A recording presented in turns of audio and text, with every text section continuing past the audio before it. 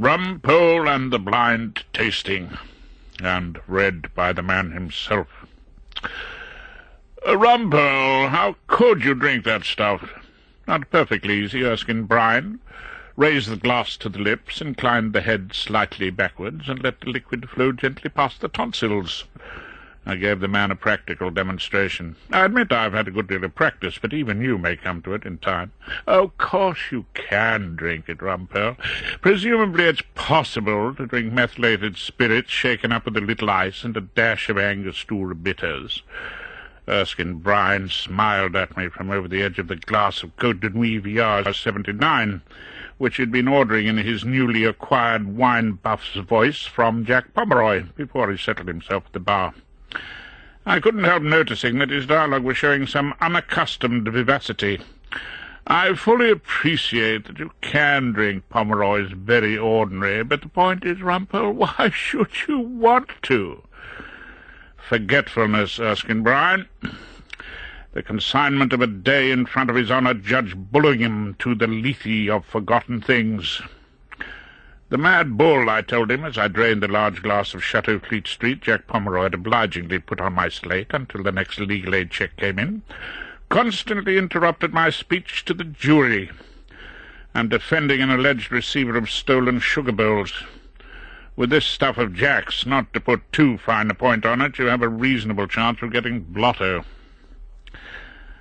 It's a good few years now since I adopted the habit of noting down the facts of some of my outstanding cases, the splendours and miseries of an Old Bailey hack, and those of you who may have cast an eye over some of my previous work of reminiscence may well be muttering, "Plus ça change, plus c'est la même chose," or words to the like effect, and probably with a better accent than mine.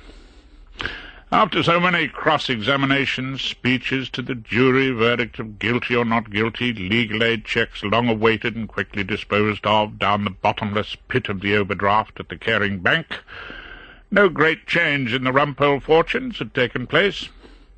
The texture of life remained much as it had always been, and would no doubt do so until after my positively last case, when I sit waiting to be called on in the great circuit court of the skies, if such a tribunal exists. Take that evening as typical. I had been involved in the defence of one Hugh Snakelegs Timpson. The Timpsons, you may remember, are an extended family of South London villains who practice crime in the stolid, hard-working but not particularly successful manner in which a large number of middle-of-the-road advocates practice at the bar. The Timpsons are not high flyers. Not for them the bullion raids or the skilled emptying of the Rembrandts out of ducal mansions. The Timpsons inhabit the everyday world of purloined video recorders, bent logbooks, and stolen cortinas. They also provide me and my wife, Hilda, known to me quite off the record and occasionally behind the hand as she who must be obeyed, with our bread and butter. When prospects are looking bleak, when my tray in the clerk's room is bare of briefs but loaded with those unpleasant-looking buff envelopes dished out at regular intervals by Her Majesty the Queen, it is comforting to know that somewhere in the Greater London area some Timpson will be up to some sort of minor villainy, and owing to the general incompetence of the clan, the malefactor concerned will no doubt be in immediate need of legal representation. Hugh Snakelegs Timpson was, at that time, the family's official fence, having taken over the post from his uncle Percy Timpson, who was getting a good deal past it and had retired to live in Benidorm. Snakelegs, a thin, elegant man in his 40s, a former winner of the Mr. Debonair contest at Butland's holiday camp, had earned his name from his talent at the tango. He lived with his wife Hetty in a semi-detached house in Bromley, to which Detective Inspector Broom, the well-known terror of the Timpsons, set out on a voyage of discovery with his faithful Detective Sergeant Cosgrove. At first, Inspector New Broom had drawn a blank at the Timpson home. Even the huge coffin-shaped freezer seemed to contain nothing but innumerable bags full of frozen vegetables. The eager inspector had the bright idea of thawing some of these provisions, however, and was rewarded by the spectacle of articles of Georgian silver arising from the saucepans of boiling peas in the manner of Venus arising from the sea. The defence of Hugh Snakelegs Timpson had not been going particularly well. The Standard receiver's story, "I got the whole lot from a bloke in a pub who was selling 'em off cheap, and whose name I cannot for the life of me recall," was treated with undisguised contempt by His Honour, Judge Roger Bullingham, who asked, with the ponderous cynicism accompanied by an undoubted wink at the jury, of which he is master, if I were not going to suggest that there had been a shower of sugar-sifters, cream-jugs, and the like from the back of a lorry. Anyway, if got innocently, why was the silverware in the deep freezer? I told the jury that an Englishman's freezer was his castle, and that there was no reason on earth why a citizen shouldn't keep his valuables in a bag of bird's-eye peas at a low temperature. Indeed, I added, as I thought helpfully, I had an old aunt who kept odd-pound notes in the tea-caddy and constantly risked boiling up her savings in a pot of Darjeeling. At this the mad bull went an even darker shade of purple. His neck swelled visibly, so that it seemed about to burst his yellowing winged collar, and he told the jury that my aunt was not evidence, and that they must, in reaching a decision, dismiss entirely anything Mr. Rumpole may have said about his curious family, adding, with a whole battery of near nudges and almost winks, I expect our saner relatives know the proper place for their valuables in the bank.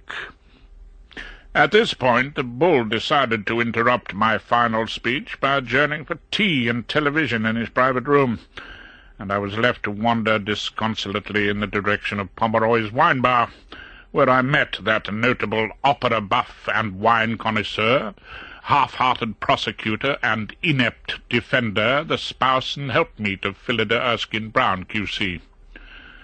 Phillida Trant, as was the Portia of our chambers, had put his nose somewhat out of joint by taking silk, and leaving poor old Claude, 10 years older than she, a humble junior.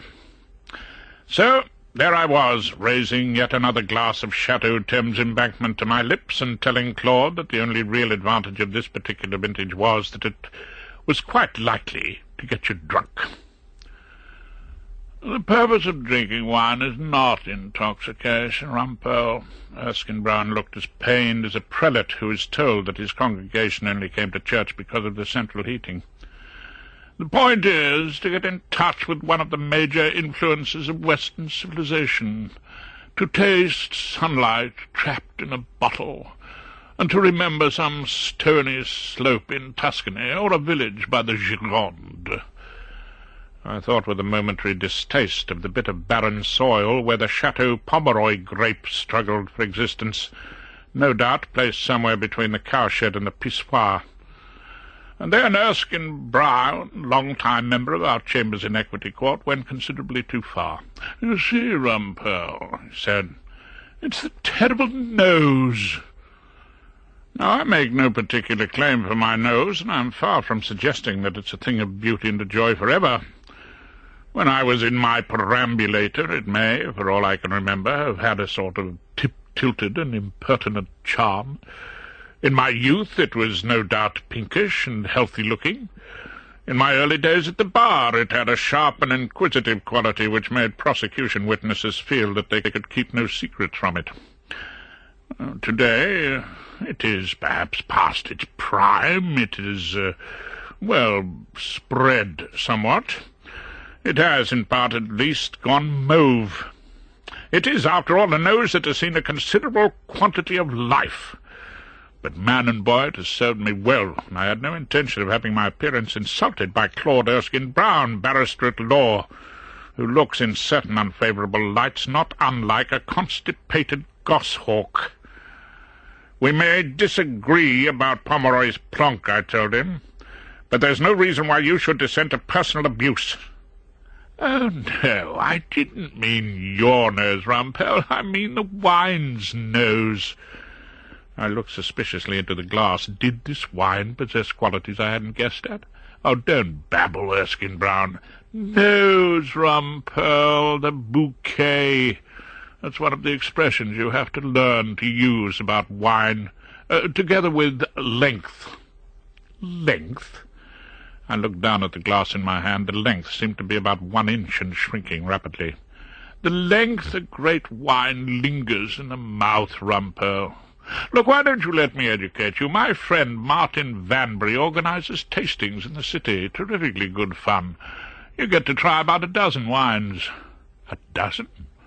I was doubtful. "An expensive business." "No, Rumpole, absolutely free. They're blind tastings. He's got one on tomorrow afternoon, as it so happens." "You mean they make you blind drunk?" I couldn't resist asking. "Sounds exactly what I need." At that moment the promise of Martin Vanbury and his blind tastings were a vague hope for the future. My immediate prospects included an evening drink with She Who Must Be Obeyed, and finishing my speech for Snakelegs to the jury against the Mad Bull's barracking. I emptied Pomeroy's dull opiate to the drains and aimed Lethe-wards. It might be said that the story of the unknown vendor of Georgian silver in the pub lacked originality, and that the inside of a freezer pack was not the most obvious place for storing valuable antiques. But there was one point of significance in the defence of Hugh Snakelegs Timpson. Detective Inspector Broom was, as I have already suggested, an enthusiastic officer, and one who regarded convictions with as much pride as the late Don Giovanni regarded his conquests of the female sex. No doubt he notched them up on his braces.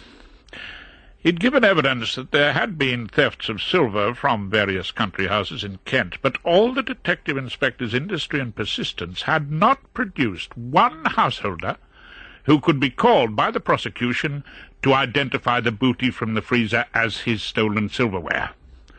So where, I was able to ask, was the evidence that the property undoubtedly received by Snakelegs had been stolen? Unless the old idea that the burden lay on the prosecution to prove its case had gone out of fashion in his lordship's court, distant rumblings as of a volcano limbering up for an eruption from the Bull, then perhaps I ventured to suggest Snakelegs was entitled to squeeze his way out of trouble. Whether it was this thought or Judge Bullingham's frenzied eagerness to secure a conviction, the jury came back with the cheerful verdict of not guilty. After only a brief fit of minor apoplexy and a vague threat to bring the inordinate length of defending counsel's speeches to the attention of the legal aid authorities, the Bull released the prisoner to his semi-detached and his wife Hetty. I was strolling along the corridor, puffing a small cigar, with a modest feeling of triumph, when a small, eager young lady, her fairly pleasing face decorated with a pair of steel-rimmed specs and a look of great seriousness, rather as though she were not quite certain which problem to tackle first, world starvation or nuclear war, came panting up alongside. "Mr. Rumpole, you did an absolutely first-class job." I paused in my tracks, looked at her more closely, and remembered that she had been sitting in court paying close attention throughout Regina versus Snakelegs Timpson. I just gave my usual service. "And I," she said, sticking out her hand in a gesture of camaraderie, "have just passed the bar exams." "Then we don't shake hands," I had to tell her, avoiding physical contact. "Clients don't like it, you see, think we might be doing secret deals with each other. All the same, welcome to the treadmill." I moved away from her then toward the lift, pressed the button, and as I waited for nothing very much to happen, she accosted me again. "You don't stereotype that much, do you, Mr. Rumpole?" She looked as though she were already beginning to lose a little faith in my infallibility. "And you don't call me Mr. Rumpole." "Leave that to the dotty Bull," I corrected her, perhaps a little sharply. "I thought you were too busy fighting the class war to care about outdated behaviour patterns." "Fighting the what?" "Protecting working people against middle-class judges." The lift was still dawdling away in the basement, and I thought it would be kind to put this recruit right on a few of the basic principles of our legal system. "The Timpsons would hate to be called working people," I told her. They're entirely middle-class villains. Very conservative, in fact. They live by strict monetarist principles and the free market economy. They're also against the closed shop. They believe that shops should be opened at all hours of the night, preferably by Jemmy. "My name's Liz Probert," she said, failing to smile at the jest I was not making for the first time. At this point the lift arrived. "Good day, Miss," I said. I took her for a definite Miss, as I stepped into it. Rather to my surprise, she strode in after me, still chattering. "I want to defend like you, but I must still have a lot to learn. I never noticed the point about the owners not identifying the stolen silver." No, neither did I had to admit, until it was almost too late. And you know why they didn't? I was prepared to tell this neophyte the secrets of my astonishing success. That, after all, is part of the great tradition of the bar, otherwise known as showing off to the younger whitewigs. They'd all got the insurance money, you see, and done very nicely out of it, thank you. The last thing they wanted was to see their old sugar bowls back and have to return the money. Life's a bit more complicated than they tell you in the bar exams. We'd reached the robing room floor, and I made for the gents, with Miss Probert following me like the hound of heaven, or at least the puppy. "I was wondering if you could possibly give me some counselling in my career area."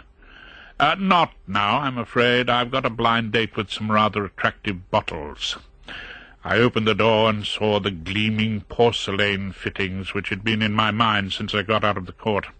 Men only in here, I'm afraid," I had to tell Miss Probert, who still seemed to be at my heels.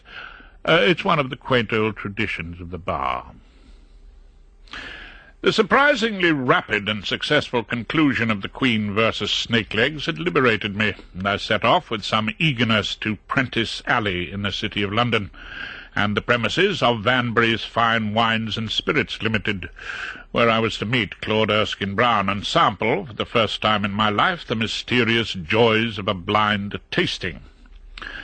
After my credentials had been checked, I was shown into a small drinks party which had about it all the gaiety of an assembly of the bereaved when the corpse in question had left his entire fortune to the Cats' Home. The meeting took place in a brilliantly lit basement room with glaring white tiles.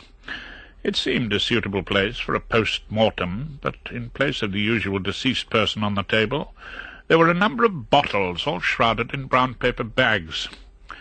It was there I saw my learned friend Erskine-Brown already in place among the tasters, who were twirling minute quantities of wine in their glasses, holding them nervously up to the light, sniffing at them with deep suspicion, and finally allowing a small quantity to pass their lips. They were mainly solemn-looking characters in dark three-piece suits, although there was one female in a tweed coat and skirt, a sort of white silk stock, sensible shoes, and a monocle. She looked as though she'd be happier judging hunters at a country gymkhana than fine wines, and she was, so Erskine-Brown whispered to me, Miss Honoria Bird, the distinguished wine correspondent of the Sunday Mercury. Before the tasting competition began in earnest, we were invited to sample a few specimens from the Vanbury Claret collection. So I took my first taste, and experienced what, without doubt, was a draught of vintage that hath been cooled a long age in the deep-delved earth, tasting of flora and the country green. And it was whilst I was enjoying the flavour of dance and Provençal song and sunburnt mirth, mixed with a dash of wild strawberries, that a voice beside me boomed, "What's the matter with you? Can't you spit?" Miss Honoria Bird was at my elbow, and in my mouth was what? Something so far above my price range that it seemed like some new concoction altogether, as far removed from Pomeroy's very ordinary as a brief for Gulf oil in the House of Lords is from a small matter of indecency before the Uxbridge magistrates. Over there, in case you're looking for it, Expectoration Corner. Miss Bird waved me to a wooden wine-box half filled with sawdust, into which the gents in dark suitings were directing mouthfuls of purplish liquid. I moved away from her, reluctant to admit that the small quantity of the blushful hippocrene I had been able to win, had long since disappeared down the little red lane. "Collie brought you, didn't he?" Martin Vanbury, the wine merchant, caught me as I was about to swallow a second helping. He was a thin streak of a chap in a dark suit and a stiff collar, whose faint smile, I thought, was thin-lipped and patronizing. Beside him stood a pleasant enough young man who was in charge of the mechanics of the thing, brought the bottles and the glasses, and was referred to as Ken. Collie? The name meant nothing to me. Erskine Brown. We called him Collie at school. After the dog? I saw my Chambers companion insert the tip of his pale nose into the aperture of his wine-glass. No, after the doctor, Collis Brown. You know, the medicine. Old Claude was always a bit of a pill, really. We used to kick him around at Winchester. Now, I'm far from saying that in my long relationship with Claude Erskine Brown, irritation has not sometimes got the better of me. But as a long-time member of our chambers at Equity Court, he has over the years become as familiar and uncomfortable as the furniture.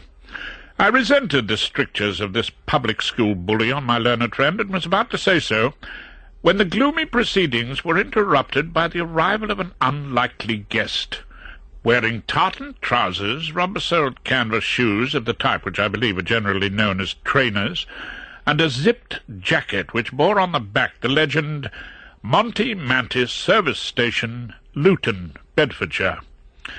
Inside this costume was a squat, ginger-haired and youngish man who called out, "Which way to the antifreeze? At least we can get warmed up for the winter." This was a clear reference to recent scandals in the wine trade, and it was greeted in the rarefied air of Vanbury's tasting rooms with as much jollity as an advertisement for contraceptives in the Vatican. "One of your customers?" I asked Vanbury. "One of my best," he sighed. "I imagine the profession of garagiste in Luton must be extremely profitable, and he makes a point of coming to all of our blind tastings." "Now I'm here," Mr. Mantis said, taking off his zipper jacket and displaying a yellow jumper ornamented with diamond lozenges. "Let battle commence." He twirled and sniffed and took a mouthful from a tasting-glass, made a short but somewhat revolting gargling sound, and spat into the sawdust. "A fairly unpretentious coat roti," he announced as he did so. "But on the whole, 1975 was a disappointing year on the Rhone." The contest was run like a game of musical chairs. They gave you a glass, and if you guessed wrong, the chair, so to speak, was removed. You had to go and sit with the girls and have an ice cream. At my first try I got that distant hint of wild strawberries again, from a wine that was so far out of the usual run of my drinking that I became tongue-tied, and when asked to name the nectar could only mutter, "Damn good stuff," and slink away from the field of battle. Erskine Brown was knocked out in the second round, having confidently pronounced an Australian Coonawarra to be Chateauneuf du Pape. "Some bloody stuff from Wagga Wagga," he grumbled unreasonably. On most occasions Claude was a staunch upholder of the Commonwealth. "One always forgets about the colonies." So we watched as, one by one, the players fell away.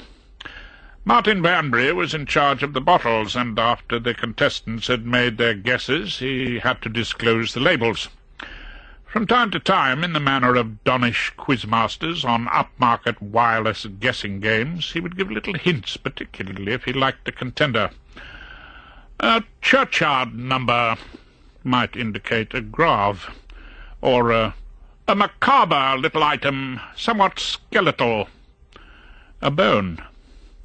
He never, I noticed, gave much assistance to the garagiste from Luton, nor did he need to, because the ebullient Mr. Monty Mantis had no difficulty in identifying his wines, and could even make a decent stab at the vintage year, although perfect accuracy in that regard wasn't required. Finally, the challengers were reduced to two, Monty Mantis and the lady with the eyeglass, Honoria Bird, or Birdie, as she was known to all the pinstriped expectorating undertakers around her. It was their bottoms that hovered, figuratively speaking, over the final chair, the last parcelled bottle. Martin Banbury was holding this with particular reverence as he poured a taster into 2 glasses. Monty Mantis regarded the colour, lowered his nose to the level of the tide, took a mouthful, and spat rapidly. "God's truth!" He seemed somewhat amazed. "Don't want to risk swallowing that. Might ruin me carburettor." Martin Banbury looked pale and extremely angry. He turned to the lady contestant, who was swilling the stuff round her dentures in a far more impressive way. "Well, Bertie," he said, as she spat neatly, "let me give you a clue. It's not whisky." "Oh, I think I could tell that." She looked impassive. "Not whisky." But think, just think." Banbury seemed anxious to bring the contest to a rapid end by helping her. "Think of a whisky translated." "Le Quatre Star Esso," said the garagiste, but Banbury was unamused. "White Horse," Bertie frowned. "Very good. Something conservative, of course, and, keep to the right." "The right bank of the river, Saint-Emilion, White Horse, Cheval Blanc." Bertie arrived at her destination with a certain amount of doubt and hesitation. 1971, I'm afraid, nothing earlier." Banbury was pulling away the brown paper to reveal a label, on which the words Cheval Blanc and Appellation Saint-Emilion Contrôlé were to be clearly read. There was a smatter of applause. "Dear old Bertie, still an unbeatable palate." It was a tribute in which the Luton garagiste didn't join. He was laughing as Martin Banbury turned to him and said, icily polite, "I'm sorry you were pipped at the post, Mr. Mantis. You did jolly well. Now, Bertie, if you'll once again accept the certificate of Le Grand Contestant du Vin and the complimentary bottle, which this time is a magnum of Gevrey Chambertin Claire Pau 1970, a somewhat underrated vintage. Can you not stay with us, Mr. Mantis?" But Monty Mantis was on his way to the door, muttering about getting himself decarbonized. Nobody laughed, and no one seemed particularly sorry to see him go. There must be no accounting, I reflected on this incident, for tastes. One man's antifreeze may be another man's Mouton Rothschild, especially if you don't see the label. I was reminded of those embarrassing tests on television in which the puzzled housewife is asked to tell margarine from butter, or say which washing powder got young Ronnie's football shorts whitest. She always looked terrified of disappointing the eager interviewer and plumped for the wrong variety. But then I thought that as a binge, the blind tasting at Banbury's Fine Wines had been about as successful as a picnic tea with the Clacton Temperance Society, and the incident faded from my memory. Other matters arose of more immediate concern. One was to be of some interest and entertainment value. To deal with the bad news first. My wife, Hilda, whose very name rings out like a demand for immediate obedience, announced the imminent visit to our mansion flat, although the words are inept to describe the somewhat gloomy and cavernous interior of Casa Rumpole, in Froxbury Court, Gloucester Road, of her old school friend, Dodo Mackintosh. Now, Dodo may be, in many ways, a perfectly reasonable and indeed game old bird. Her watercolours of Lanworth Cove and adjacent parts of Cornwall are highly regarded in some circles, although they seem to me to have been executed in heavy rain. She is, I believe, a dab-hand at knitting patterns, and during her stays a great deal of fancy work is put in on matinee jackets and bootees for her younger relatives. Hilda tells me that she was, when they were both at school, a sturdy lacrosse player. My personal view, and this is not for publication to she who must be obeyed, is that in any conceivable team sent out to bore for England, Dodo would have to be included. As you may have gathered, I do not hit it off with the lady, and she takes the view that by marrying a claret-drinking, cigar-smoking legal hack who is never likely to make a fortune, Hilda has tragically wasted her life. The natural gloom that the forthcoming visit cast upon me was somewhat mitigated by the matter of Miss Probert's application to enter 3 Equity Court, which allowed me a little harmless fun at the expense of Soapy Sam Bollard, or Ballard as he affects to call himself, the sanctimonious president of the Lawyers as Christians Society, who in his more worldly manifestation has contrived to become head of our chambers. Some time after the end of Regina versus Snakelegs, I wandered into the clerk's room, and there was the eager face of Miss Probert asking our clerk Henry if there was any news about her application to become a pupil in Chambers, and Henry was explaining to her, without a good deal of patience, that her name would come up for discussion by the learned friends in due course. "Pupil? You want to be a pupil? Any good at putting, are you?" This was the voice of Uncle Tom, T.C. Rowley, our oldest member, who hadn't come by a brief for as long as any of us can remember, but who chooses to spend his days with us to vary the monotony of life with an unmarried sister. His working day consists of a long battle with the Times crossword, won by the setter on most days, a brief nap after the midday sandwich, and a spell of golf practice in a corner of the clerk's room. Visiting solicitors occasionally complain of being struck quite smartly on the ankle by one of Uncle Tom's golf balls. "Good at putting? No. Do you have to be?" Miss Probert asked in all innocence.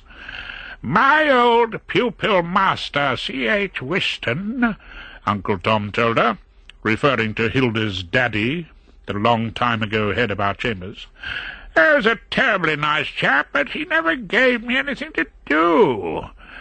So I became the best member at getting his balls into a waste-paper basket."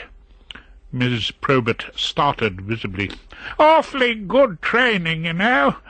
I never had an enormous practice. Well, very little practice at all, quite honestly. So I've been able to keep up my golf. If you want to become a pupil, this is my advice to you. Get yourself a mashy niblick." As this bizarre advice wound on, I left our clerk's room for a conference with Mr. Bernard, the solicitor, who appeared to have a retainer for the Timpson family. The particular problem concerned Tony Timpson, who had entered a shop with the probable intention of stealing 3 large television sets. Unfortunately, the business had gone bankrupt the week before, and was quite denuded of stock, thus raising what many barristers might call a nice point of law. I would call it nasty. Getting on for half a century, knocking around the courts, has given me a profound distaste for the law. Give me a bloodstain or two, a bit of disputed typewriting, or a couple of hairs on a cardigan, and I'm as happy as the day is long.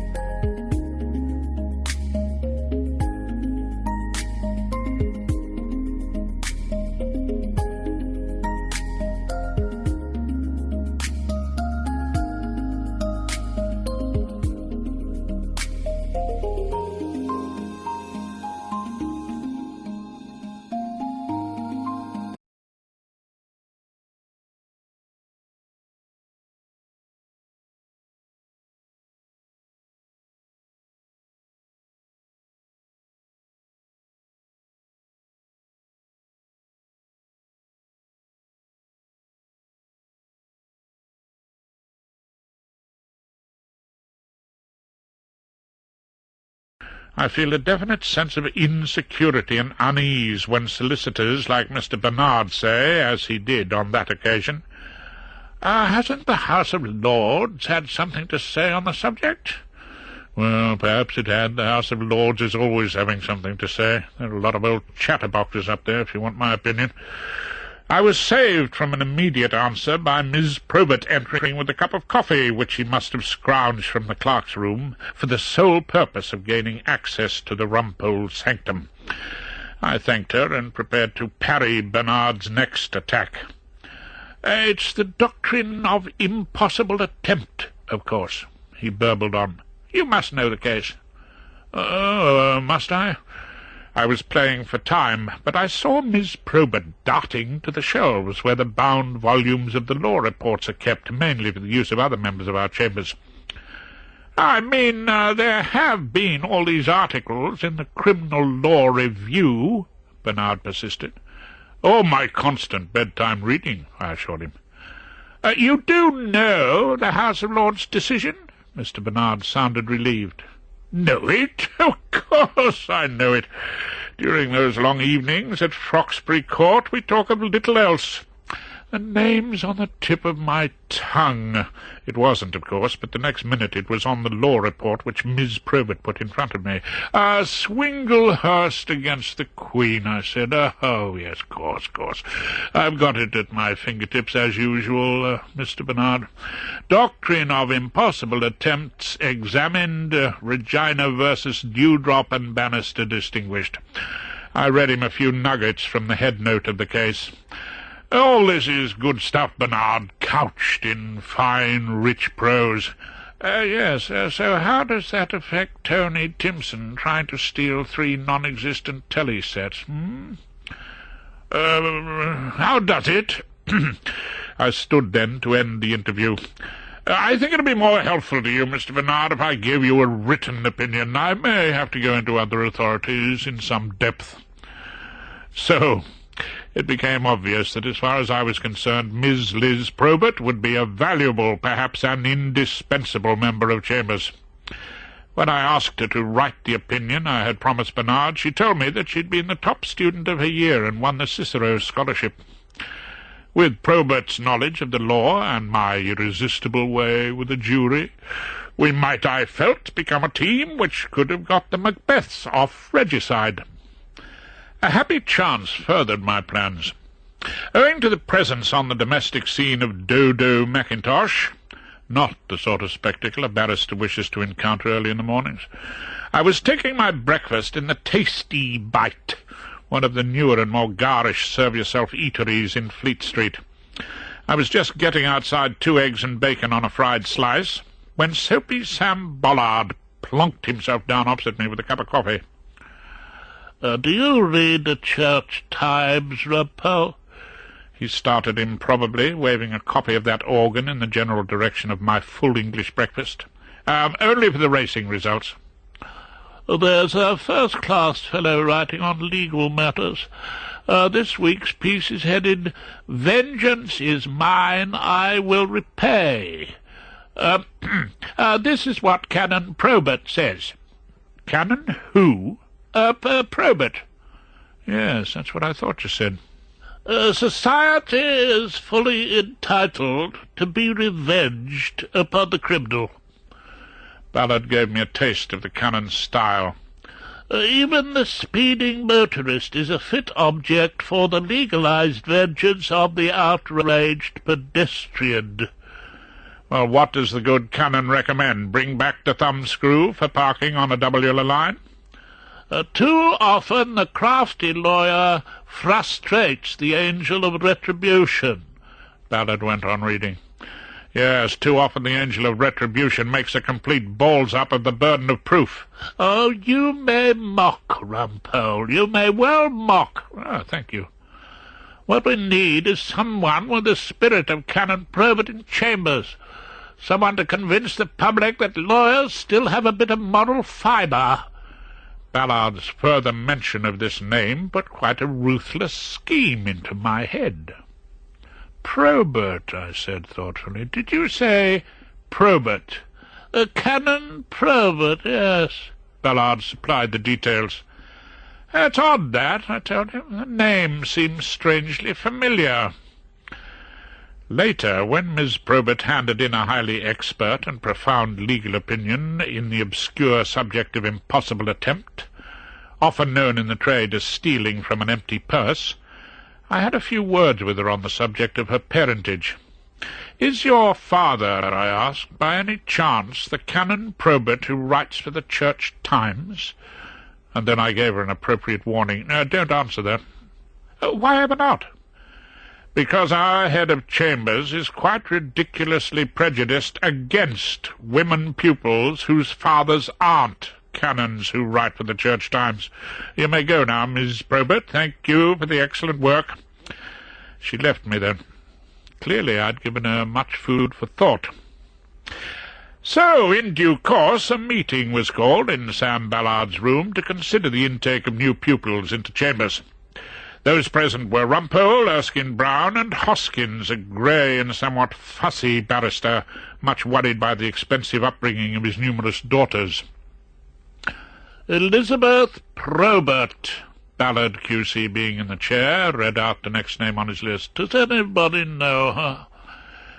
"I've seen her hanging around the clerk's room," Erskine-Brown admitted. "Remove the glasses. She might have a certain elfin charm."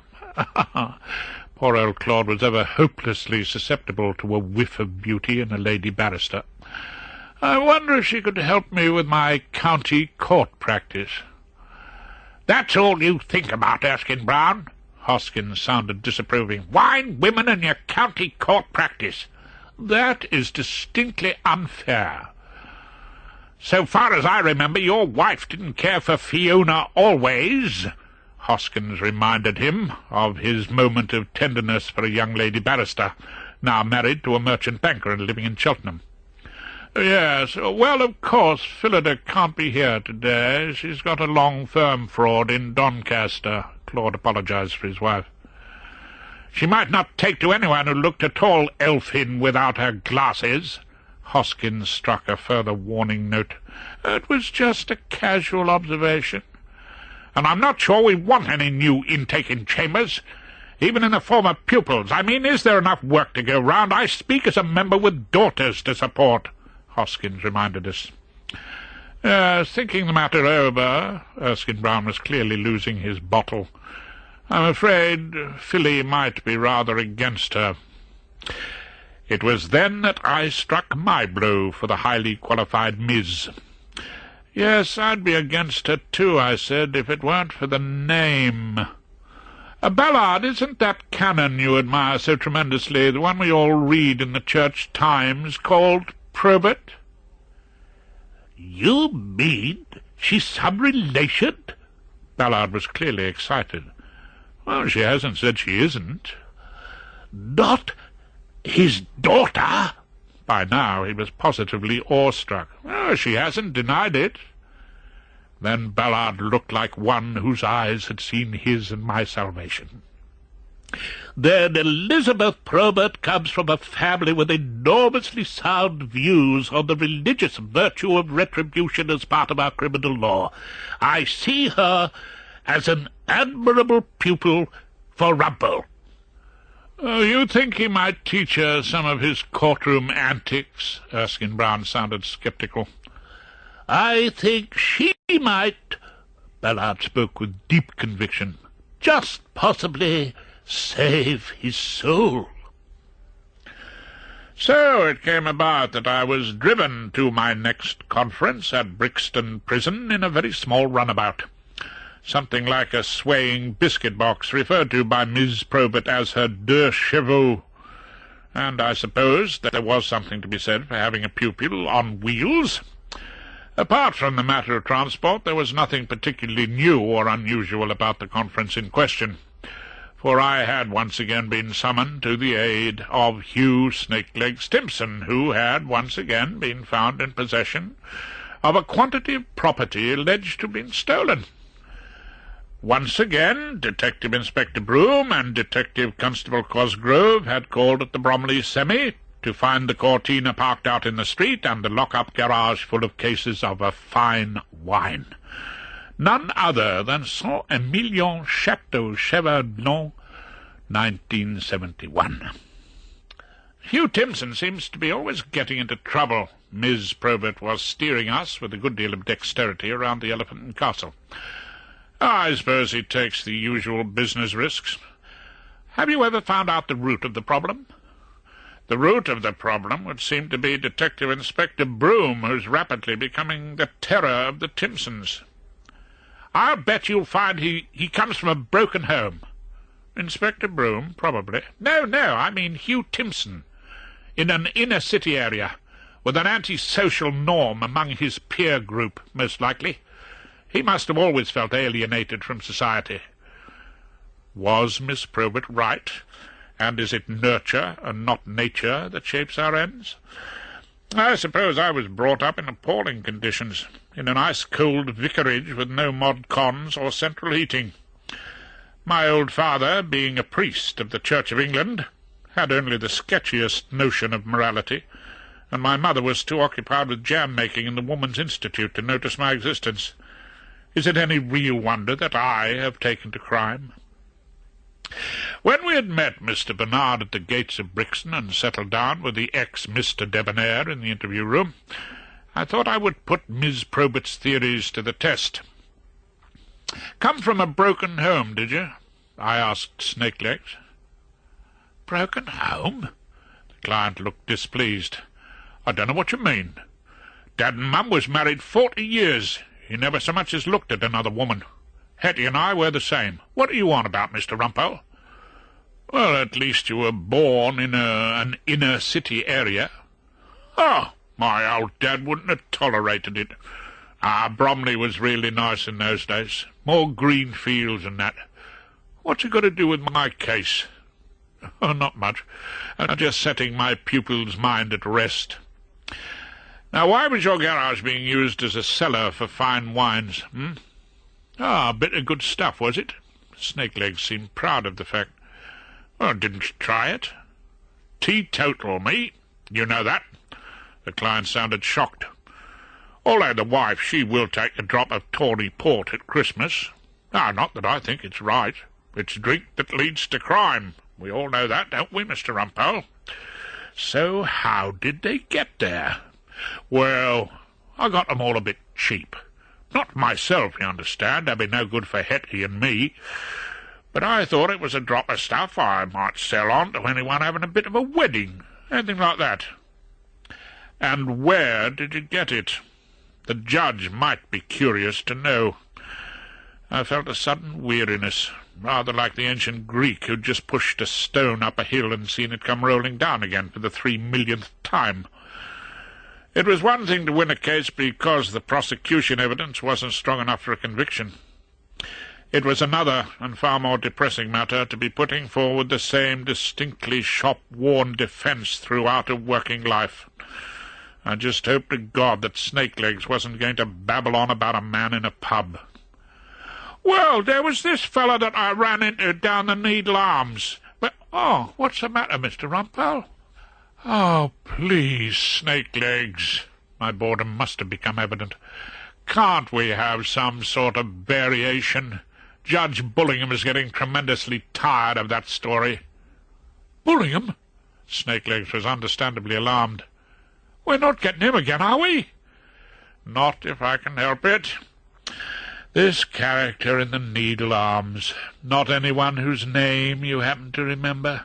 I lit a small cigar and waited in hope. "I'm afraid I can't help you there, Mr. Rumpole." "You can't help me. And he sold you all these crates of stuff. Where's the list of exhibits?" Miss Probert handed it to me immediately. "Cheval Blanc, Saint-Emilion." "No, that wasn't his name. No, it was more like something Irish." Snakelegs looked at me.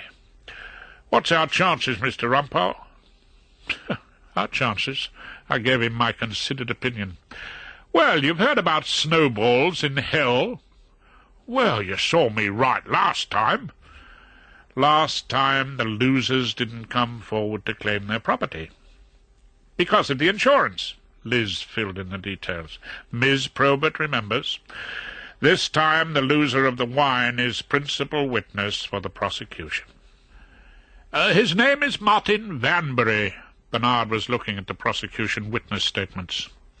First among them was, indeed, the proprietor of Vanbury's, purveyors of fine wines, Prentice Alley in the city of London. Not a specially attractive character, the highly respectable public school bully. Back in the Deux Chevaux, I felt a little guilty about disillusioning Liz Probert and depriving Snakelegs of an unhappy childhood.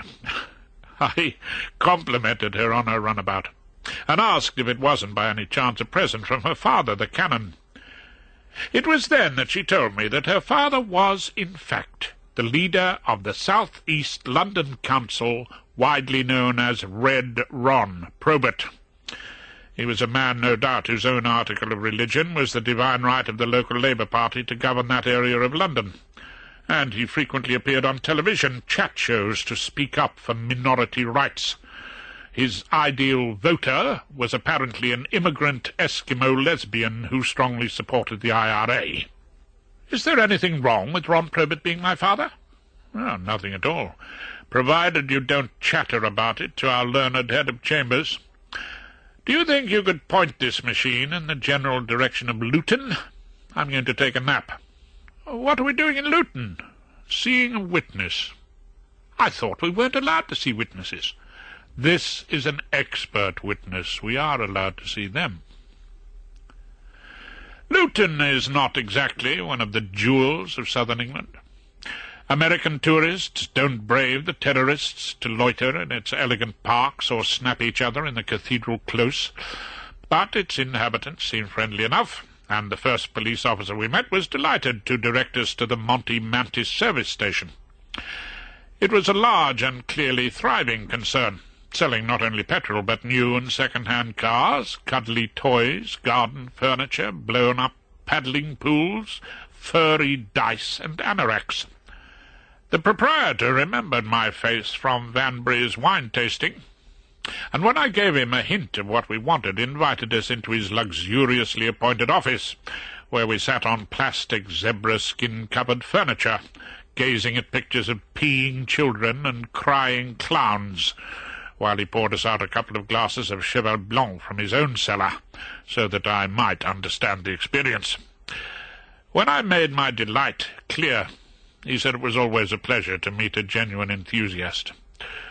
"And you, Mr. Mantis," I ventured to ask him, "I've been wondering how you came to be so extraordinarily well informed in wine lore. I mean, where did you get your training?" Day trip to Boulogne, 1963, with the Luton Technical School." He refilled our glasses. "Unattractive bunch of kids we must have been, full of terminal acne and lavatory jokes. Enough to drive Sir What Took Us into the funny farm. We were all off, giving him the slip, trying to chase girls that didn't exist or was even fatter and spottier than the local talent round the Wimpy. Anyway, I ended up in the station buffet for some reason, and spent what I'd been saving up for an unavailable knee-trembler. If you'll pardon my French, Miss Probert. I bought a half-bottle, God knows what it was, Ordinaire de la Gare, French Railway's perpetual standby. And there I was, brought up on Tizer and Coke that tastes of old pennies, and sweet tea you can stand a spoon up in. And it came as a bit of revelation to me, Mr. Rumpole. Tasting of flora and the country green, dance, Provençal song and sunburnt mirth. It's a shame you can't ever talk about the stuff without sounding like them toffee noses round Vanbury's. Well, I bought 4 bottles and kept a cellar under my bed and shared it out in tooth mugs with a chosen few. Then, when I started work at the garage, I didn't go round to the pub Friday nights. I began investing and acquired your knowledge, Well, I don't know football teams, you see. I haven't got a clue about the cup, but I reckon I know my vintages. Such as the Cheval Blanc 1971. I sampled it again. All right, is it? Oh, it seems perfectly all right. You sure you won't, Miss Probert? I never have. Liz Probert, I thought, a hard worker with all the puritanism of youth. This is better, perhaps, I held my glass up to the light, than the Cheval Blanc round Vanbury's. Monty Mantis looked at me and began to laugh. It was not unkind, but genuinely amused laughter, coming from a man who no doubt knew his wines. Our clerk, Henry, is a star of his local amateur dramatic society, and is famous, as I understand it, for the Noel card roles he undertakes. Henry's life in the theatre has its uses for us. As a fellow thespian is Miss Osgood, who, when she is not appearing in some role made famous by the late Gertrude Lawrence, is in charge of the lists down the Old Bailey. Miss Osgood can exercise some sort of control on which case comes before which judge, and when the wheel of fortune spins to decide such matters, she can sometimes lay a finger on it. I had fortunately hit on a time when Henry and Miss Osgood were playing opposite each other in private lives, and I asked our clerk to use his best endeavours with his co-star to see that Regina versus Snakelegs Timpson did not come up for trial before Judge Bullingham. On the night before the hearing, Henry rang Froxbury Court to give me the glad news that the case was fixed to come on before a judge known to his many friends and admirers as Moly Molesworth. "A wonderful judge for us," I told Bernard and Liz Probert as we assembled at the door of the court the next morning. "I'll have Moly eating out of my hand. The mildest-mannered chap that ever thought in terms of probation." "For receiving stolen wine?" Bernard sounded doubtful. "Oh, yes. I shouldn't be at all surprised. Community service is his equivalent of dispatching fellows to the galleys." But just when everything seemed set fair, a cloud no bigger than a man's hand blew up in the shape of Miss Osgood, who came to announce that His Honour Judge Molesworth was confined to bed with a severe cold, and would not therefore be trying Snakelegs. "A severe cold?" I said. "What's the matter with the old idiot? Can't he wrap up warm?" "Oh, it's all right, Mr. Rumpole. We can transfer you to another court immediately." Miss Osgood smiled with the charm of the late Gertrude Lawrence. "Judge Bullingham is free."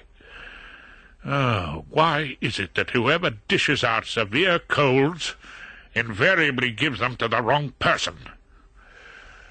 Judge Bullingham had clearly recognized Snakelegs and remembered the antiques in the frozen peas. He looked with equal disfavour at the dock and at defending counsel. It was only when his eye lit upon young Tristram Paulet for the prosecution, or the chief prosecution witness, Martin Banbury, who was now standing at the end of his evidence-in-chief awaiting my attention, that he exposed his yellowing teeth in that appalling smirk which represents Bullingham's nearest approximation to moments of charm. "Mr. Rumpole, do you wish to detain this gentleman in the witness box?" "I have one or two questions for Mr. Banbury," I told him. "Oh," his lordship seemed surprised. "Is there any dispute that your client Timpson had this gentleman's wine in his possession?" "Oh, no dispute about that, my lord." "Then to what issue in this case can your questions possibly be directed?" I was tempted to tell the old darling that if he sat very quietly and paid close attention, he might just possibly find out. Instead, I said that my questions would concern my client's guilt or innocence, a matter which might be of some interest to the jury. And then, before the bull could get his breath to bellow, I asked Mr. Banbury if the wine he lost was insured. "Of course, I had it fully insured, as a prudent businessman." "I hope I am that, my lord." Banbury appealed to the judge, who gave his ghastly smile and murmured as unctuously as possible, "I'm sure you are, Mr. Banbury. Perfectly sure you are." "And how long have you been trading as a wine merchant in Prentice Alley in the City of London?" I went on, hacking away. "Just 3 years, my lord." "And done extremely well in such a short time." The bull was still smirking. "We have been lucky, my lord. I think we've been dependable." "Before that, where were you trading?" I interrupted the love duet between the witness and the bench. "I was selling pictures. As a matter of fact, I had a shop in Chelsea. We specialized in 19th century watercolours, my lord." "The name of the business?" "Vanbury Fine Arts." I turned and whispered to Bernard. "Managed to find any insurance claims for Vanbury Fine Arts?" But it seemed he was still making inquiries. "Only one thing to do, then. Pick up a blank sheet of paper, study it closely, and ask the next question looking as though you had all the answers in your hands. Sometimes, it was to be admitted, the old-fashioned ways are best." "I must put it to you," I said, "that Vanbury Fine Arts made a substantial insurance claim in respect of the King's Road premises." "We had a serious break-in. Most of our stock was stolen." "Of course I had to make a claim, my lord." Vanbury still preferred to talk to his friend the bull, but at least he had been forced by the information he thought I had to come out with some part of the truth. "You seem to be somewhat prone to serious break-ins, Mr. Vanbury," I suggested, whereupon the bull came in dead on cue with, "It's the rising tide of lawlessness that's threatening to engulf us all. You should know that better than anyone, Mr. Rumpole." I thought it best to ignore this, so I then called on the usher to produce Exhibit 34, which was, in fact, one of the bottles of allegedly stolen wine. "You're not proposing to sample it, I hope, Mr. Rumpole?" The bull tried heavy sarcasm, and the jury and the prosecution counsel laughed obediently. "I'm making no application to do so at the moment," I reassured him. "Mr. Vanbury, you say this bottle contains vintage claret of a high quality?" "It does, my lord." "Retailing at what price?" "I think around £50 a bottle." "And insured for—" I believe we insured it for the retail price. Such a wine would be hard to replace." "Of course it would. It's a particularly fine vintage of the, what did you say it was?" The bull charged into the arena. "Cheval Blanc, my lord." And we all know what you have to pay for a really fine Burgundy nowadays, don't we, members of the jury?" The members of the jury, an assortment of young unemployed blacks, puzzled old-age pensioners from Hackney, and grey-haired cleaning ladies, looked at the judge and seemed to find his question mystifying. "It's a claret, my lord, not a Burgundy," Vanbury corrected the judge, I thought unwisely. "Claret, yes, of course it is. Didn't I say that? Yes, well, let's get on with it, Mr. Rumpole." Bullingham was not pleased. "You lost some 50 cases. It was insured for £600 a case, you say?" "That is, sir." "So you recovered some £30,000 from your insurers?" "There was a considerable loss to your insurance company." "And a considerable profit to whoever dealt with it illegally," the bull couldn't resist saying. So I thought it about time he was given a flutter of the cape. "My lord, I have an application to make in respect of Exhibit 34. "Oh, very well, make it, then." Judge closed his eyes and prepared to be bored. "I wish to apply to the court to open this bottle of alleged Cheval Blanc." "You're not serious?" The bull's eyes opened. "Well, your lordship seemed to have the possibility in mind." "Mr. Rumpole!" I watched the familiar sight of the deep purple falling on the Bullingham countenance. "From time to time, the weight of these grave proceedings at the Old Bailey may be lifted when the judge makes a joke. One doesn't do it often. One seldom can, but one likes to do it whenever possible. I was making a joke, Mr. Rumpole. Oh, I'm sure we're all grateful for your lordship's levity, I assured him. But I'm entirely serious. My learned pupil, Miss Probert, has come equipped with a corkscrew. Mr. Rumpole. The judge was exercising almost superhuman self-control. May I get this quite clear? What would be your purpose in opening this bottle? The purpose of tasting it, my lord. It was then, of course, that the short Bullingham fuse set off the explosion. This is a court of law, Mr. Rumpole, he almost shouted, not a barroom. I have sat here a long time, far too long in my opinion, listening to your cross-examination of this unfortunate gentleman, who has, as the jury may well find, suffered at the hands of your client. But I do not intend to sit here, Mr. Rumpole, while you drink the exhibits. Not drink, I tried to calm the bull. Taste, my lord.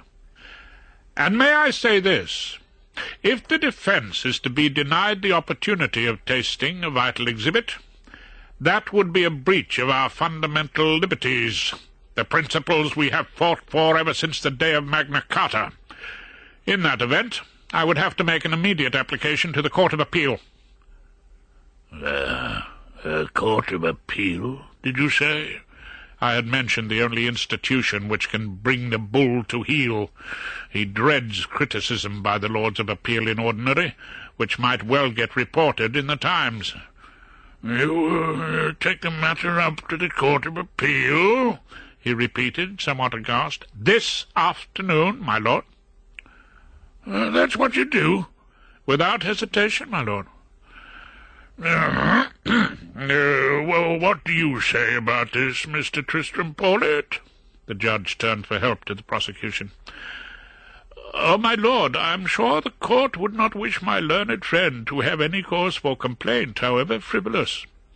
And it might be better not to delay matters by an application to the Court of Appeal. Paulet is one of nature's old Etonians, but I blessed him for his words, which were also welcomed by the bull. Exactly what was in my mind, Mr. Tristram Paulet, the judge discovered. Well, very well, Mr. Rumpole. In the quite exceptional circumstances of this case, the court is prepared to give you leave to taste. So, in a sense, the party was on. Miss Probert produced a corkscrew from her handbag. I opened the bottle, a matter in which I have had some practice, and asked the judge and my learned friend Mr. Paulet to join me. The usher brought 3 of the thick tumblers which I used to carry water to hoarse barristers or fainting witnesses. While this operation was being carried out, my eye lighted on Martin Vanbury in the witness box. He looked suddenly older.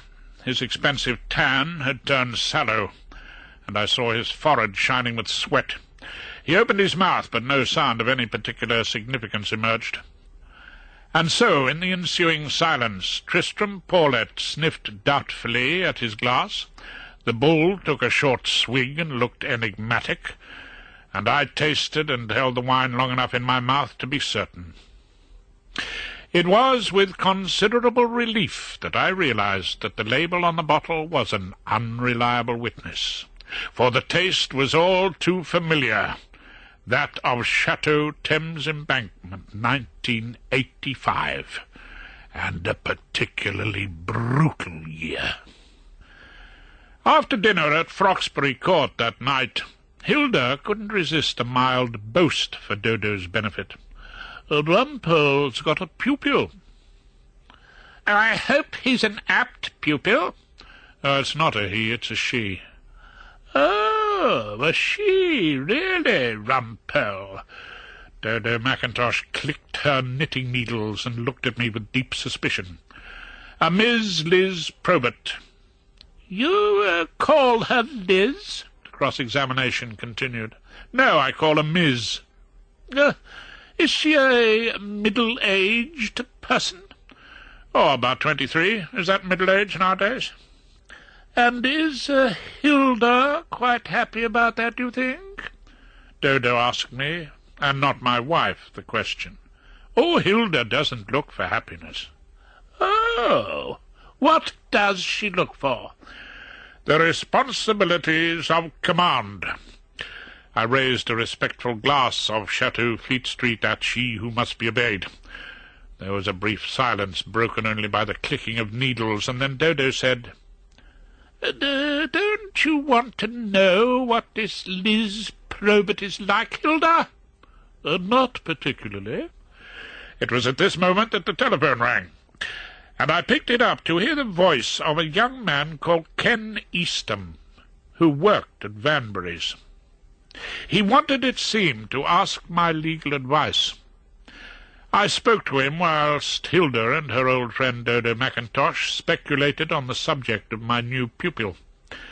When the call was over, I put down the telephone after thanking Mr. Eastham from the bottom of my heart. It's rare, in my experience, for anyone to care enormously for justice. "Oh, well, Rumpole, you look extremely full of yourself," Hilda said, as I dialed Mr. Bernard's number to warn him that we might be calling another witness. "No doubt he is full of himself," Dodo put in her 2 pennyworth. "Having a young pupil to trot round with."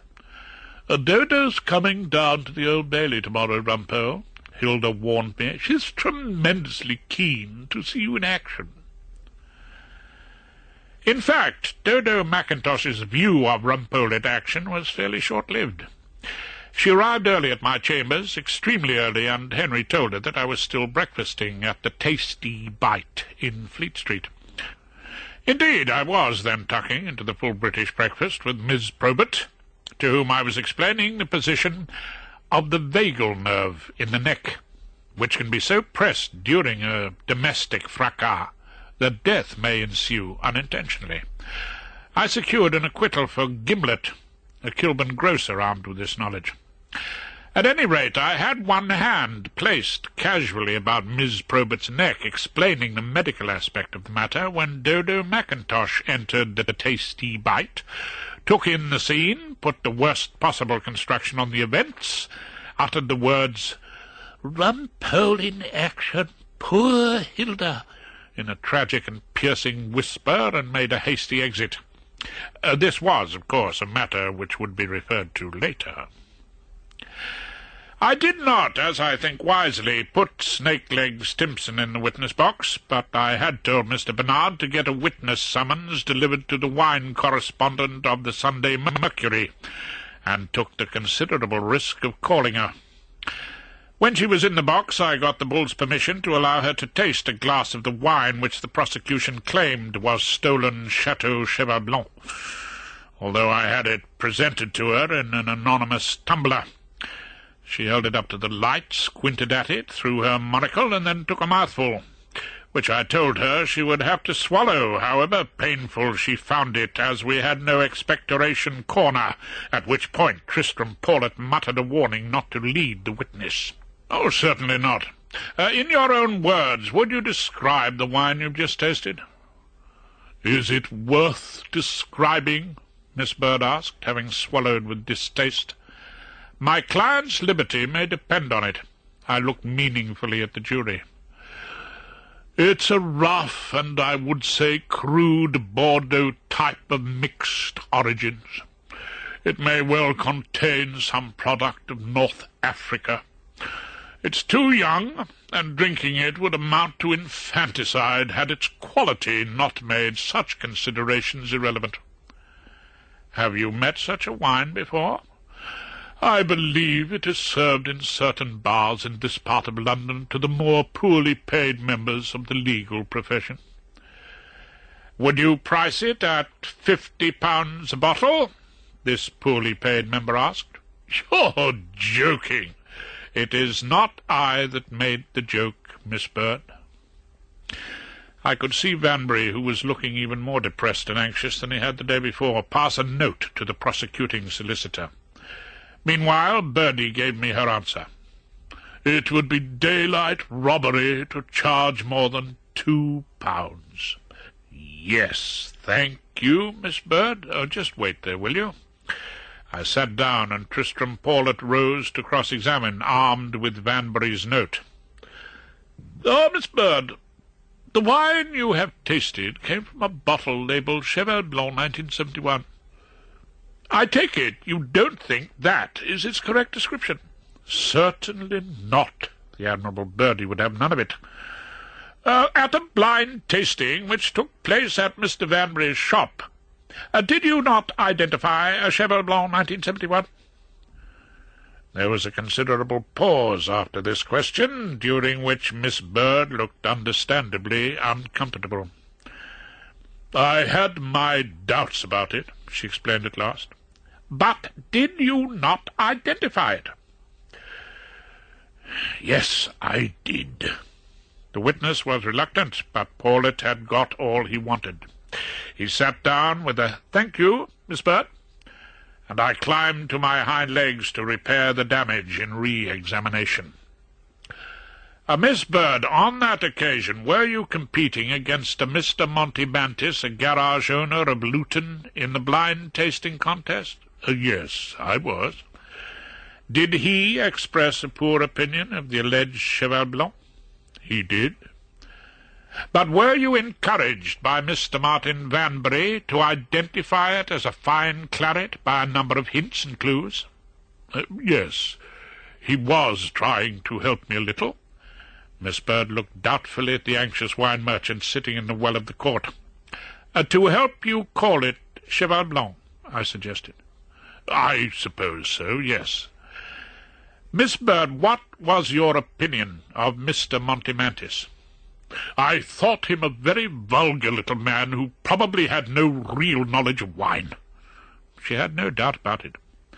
And thinking that about him, were you particularly anxious to disagree with his opinion? There was a pause while the lady faced up to the question, and then she said with some candour, I suppose I may have been. And you were anxious to win the contest. Paulet rose to make an objection, but I ploughed on before the bull could interrupt, as Mr. Vanbury was clearly helping you to do. I may have wanted to win. Yes, Miss Bird admitted, and Paulet subsided, discouraged by her answer. Looking back on that occasion, do you think you were tasting genuine Cheval Blanc? It was the only important question in the case, and Bullingham and Martin Vanbury were both staring at the expert, waiting for her answer. When it came, it was entirely honest. Looking back on it, my lord, I don't think I was. And today you have told us the truth? Yes. Thank you, Miss Honoria Bird. And I sat down with considerable relief. With Honoria Bird's evidence, we had turned the corner. Young Ken Eastham, who had rung me at home, went into the witness box. He told the court that Vanbury had a few dozen of the Cheval Blanc, and then a large new consignment arrived from a source he'd not heard of before. Martin Vanbury asked him to set the new bottles apart from the old, but he had already unpacked some of the later consignment and put a few bottles with the genuine old stock. Later, almost all the recently delivered Cheval Blanc was stolen, and Martin Vanbury seemed quite unconcerned at the loss. Subsequently, and by mistake, he thought, one of the new bottles of Cheval Blanc must have been used for the blind tasting. When I asked Mr. Eastham why he had agreed to give this evidence, he said, I've done a long training in wine, and I suppose I love the subject. Well, there's not much point in that, is there, if there's going to be lies told on the labels? Mr. Rumpole. His Honour Judge Bullingham was now interested, but somewhat puzzled. I'm not absolutely sure I follow the effect of this evidence. If Mr. Vanbury were in the business of selling the inferior stuff we tasted, and Miss Honoria Bird has tasted as highly expensive claret, surely the deceit would be obvious to anyone drinking. I am not suggesting that the wine was in Mr. Vanbury's possession for drinking, my lord. I was doing my best to help the bull grasp the situation. "Well, what on earth did he have it for?" Of course, Banbury had fixed the burglary at his wine shop just as he had fixed the stealing of his alleged Victorian watercolours, so he could claim the insurance money on the value of expensive Cheval Blanc which he never had. No doubt whoever was asked to remove the swag was instructed to dispose of it on some rubbish heap. Instead, it got sold round the pubs in Bromley, where Snakelegs bought it, and was tricked, without his knowledge, into a completely honest transaction, because it was never, in any real sense of the word, stolen property. So I was able to enlighten Bullingham in the presence of the chief prosecution witness, Banbury, who was soon to become the defendant in a case of insurance fraud. Mr. Banbury didn't ever have this wine for drinking, my lord. He had it there for stealing. When the day's work was done, I called into the tasty bite again, and retired behind the Evening Standard with a pot of tea and a toasted bun. At the next table I heard the monotonous tones of Soapy Sam Bollard, Q.C., our head of chambers. "Your daughter's really doing very well. She's with Rumpole, a somewhat elderly member of our chambers. Perhaps it's mixing with the criminal classes, but Rumpole seems somewhat lacking in a sense of sin. A girl with your daughter's background may well do him some good." I could recognize the man he was talking to as Red Ron Probert, Labour chairman of the South East London Council. Ballard, who never watches the telly, was apparently unable to recognize Red Ron.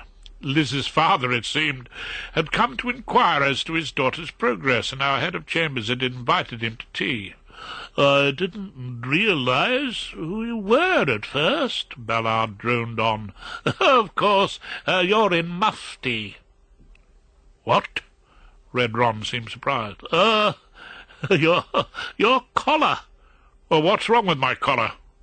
"Oh, no, nothing at all, nothing at all. I'm sure it's very comfortable. I expect you want to look just like an ordinary bloke." "Well, I am an ordinary bloke, and I represent thousands of ordinary blokes." Ron was about to deliver one of his well-loved speeches. "Of course you do. I must say, I am a tremendous admirer of your work." "Are you?" Ron was surprised. "I thought you lawyers were always right." "Not always. Some of them are entirely wrong. But there are a few of us prepared to fight the good fight." "On with the revolution!" Ron slightly raised a clenched fist. "Oh, you think it needs that?" Ballard was thoughtful. "To awaken a real sense of morality?" "Well, don't you?" "A revolution in our whole way of thinking? I fear so. I greatly fear so." Ballard shook his head wisely. "Fear not, Brother Ballard. We're in this together." Red Ron rallied our head of chambers. "Of course." Ballard was puzzled. Yes, brother. Were you in some Anglican monastic order?" "Only the Clerical Workers' Union." "Ha ha!" Red Ron laughed at what he took to be a Ballard witticism. "Clerical workers, yes, that, of course." Ballard joined in the joke. Amusing way of putting it. "And most of them weren't exactly monastic." "Oh, dear, yes. There's been a falling off even among the clergy. I really must tell you—" "Yes, brother." Red Ron was prepared to listen. "Brother, I can't really... I should prefer to call you Father. It might be more appropriate." "Oh, have it your own way." Ron seemed to find the mode of address acceptable. "Father Probert," Ballard said very sincerely, "you have been, for me at any rate, a source of great inspiration." I folded my Evening Standard then, and crept away unnoticed.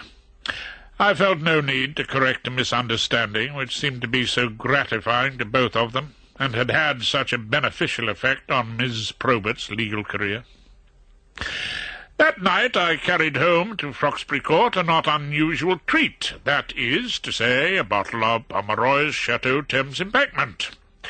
I was opening it with a feeling of modified satisfaction when Hilda said, "Oh, you look very full of yourself. I suppose you won another case." "I'm afraid so." I had the bottle open and was filling a couple of glasses. "Oh, for a draught of vintage that hath been cooled a long age in the deep-delved earth." And then I tasted the wine and didn't spit. Yes, a crude Bordeaux type of mixed origins, on sale to the more poorly paid members of the legal profession. I couldn't help laughing. "What have you got to laugh about, Rumpole?" "Bollard, your head of chambers. He met Miss Probert's father, Red Ron, and he still thought he was some Anglican divine. He went entirely by the name on the label." I lowered my nose once more to the glass. "Tasting of flora and the country green. Isn't it remarkably quiet around here? I don't seem to hear the fluting tones of your old childhood chum, Dodo Mackintosh." "Dodo's gone home." "Dance and Provençal song and sunburnt mirth." "She's disgusted with you, Rumpole. As a matter of fact, I told her she'd better go." "You told Dodo that?" She who must be obeyed was usually clay in Miss Mackintosh's hands. "She said she'd seen you making up to some girl in a tea-room." "That's what she said?" "I told her it was absolutely ridiculous. I really couldn't imagine a young girl wanting to be made up to by you, Rumpole." "Oh, well, thank you very much." I refilled the glass, which had mysteriously emptied. Oh, for a beaker full of the warm south, full of the true, the blushful Hippocrene, with beaded bubbles winking at the brim and purple-stained mouth. "She said you were in some sort of embrace. I told her she was seeing things." "That I might drink and leave the world unseen, and with thee fade away into the forest dim. Fade far away, dissolve, and quite forget what thou among the leaves hast never known, the weariness, the fever, and the fret." I must say the word struck me as somewhat comical. At the idea of my good self and she dancing away into the mysterious recesses of some wood, the mind, as they say, boggled.